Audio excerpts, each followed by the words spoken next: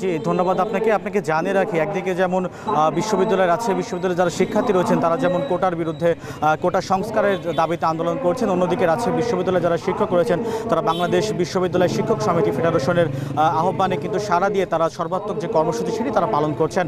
আমরা কথা বলতে চাই বিশ্ববিদ্যালয়ের শিক্ষকদের সাথে। আমরা জানতে চাই যে আপনাদের যে দাবি সেটি আদায়ের কোনো আশ্বাস পেয়েছেন কিনা এবং আপনাদের পরবর্তী কোনো কর্মসূচি আছে কিনা।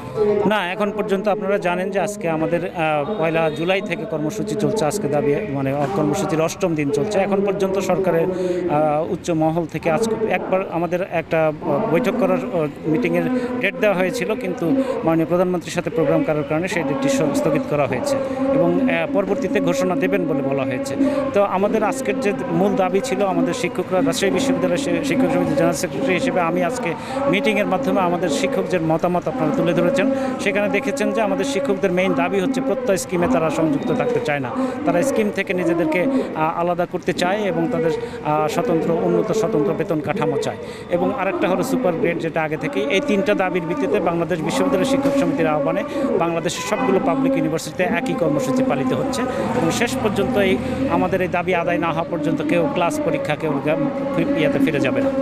শুনছিলেন, তা আসলে শিক্ষকরা যেটি বলছিলেন যে তাদের এই দাবি না আদায় হওয়া পর্যন্ত বিশ্ববিদ্যালয়ের যে সকল ক্লাস এবং পরীক্ষা বন্ধ রাখা হয়েছে।